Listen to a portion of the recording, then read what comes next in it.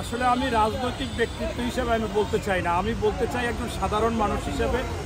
আমি এই হামলা মামলা আয়নাগর, এরপর গুলিবিদ্ধ হয়েছি, রিমান্ড খেটেছি এই ফ্যাসিস্ট আওয়ামী লীগের বিরুদ্ধে।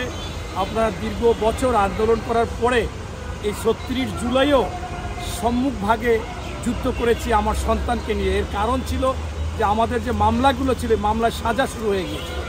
তাই এই রাজনীতি ছাড়া আমি যখন এই আন্দোলন সংগ্রামে গিয়েছি, সাধারণ মানুষ যেভাবে এই শেষের দিকের আন্দোলনে এসেছে, তাদের আশা ভরসা ছিল যে তারা এই বাংলাদেশ মানুষ আসলে চেয়েছিল হাসতে, তারা চেয়েছিল তাদের বাজার দর নিয়ন্ত্রণ হবে, সুশাসন সুনীতি সুবিচার থাকবে, আইন শৃঙ্খলা বাহিনী সঠিকভাবে পরিচালিত হবে, সন্ত্রাস থাকবে না, দখল থাকবে না, চাঁদাবাজ থাকবে না, সিন্ডিকেট থাকবে না।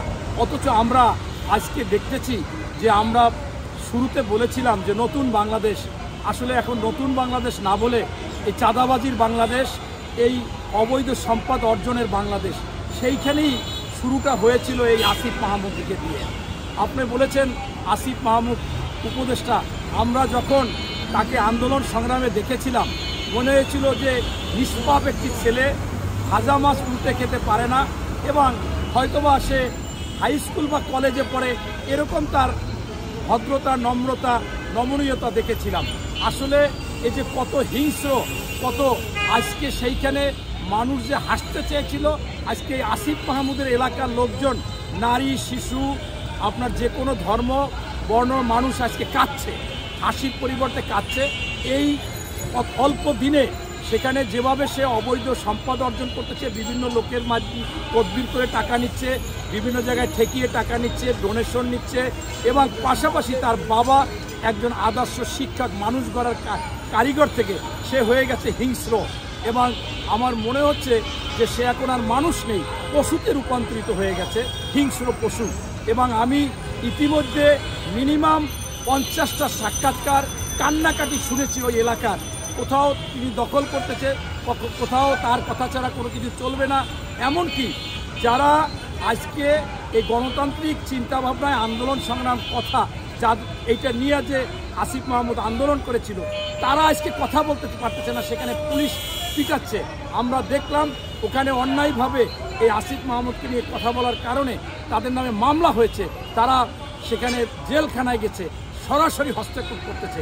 তাই বাপ বেটা মিলে আজকে যে কথাগুলো বলতেছে, আপনি আগে আমরা শুনেছি বাপ বেটা 420, আর এ তো বাপ বেটা মনে করেন মানে সেই ডাকাত, হুলন ডাকাত বলবেন না কি ডাকাত বলবেন, বাপ বেটা মিলে ডাকাতি করতেছে। আমরা অনেক সময় অন্য বাপ বেটা শুনে 420, শ্বশুর জামাই চোর। এখানে আসলে বাপ বেটা এখন ডাকাত, বড় ধরনের ডাকাত, এবং তারা সন্ত্রাসী, তারা যা কিছু করতেছে আপনি সরাসরি হাত থেকে মারতেছে না, লোক দিয়ে মারতেছে, প্রশাসন দিয়ে মারতেছে, মামলা দিয়ে মারতেছে।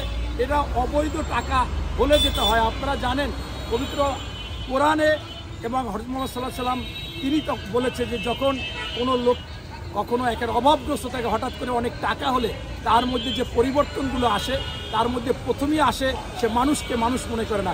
সেটা হচ্ছে আসিফ মাহমুদ এবং তার বাবা।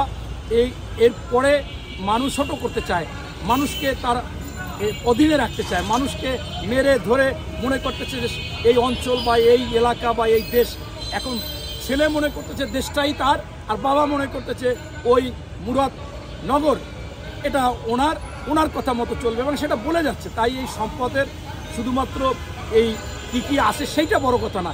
আসিফ মাহমুদকে এই মুহূর্তে ওখান থেকে সরিয়ে দিয়ে তাদেরকে গ্রেপ্তার করে রিমান্ড দিয়ে তাদের সম্পদ দুদক ভালোভাবে করে এই সম্পদগুলোকে বাজেয়াপ্ত করতে হবে, এবং আমরা যে আশা ভরসা নিয়ে আন্দোলন সংগ্রাম করেছিলাম তাহলে সেটা বাস্তবায়ন হবে। ধন্যবাদ।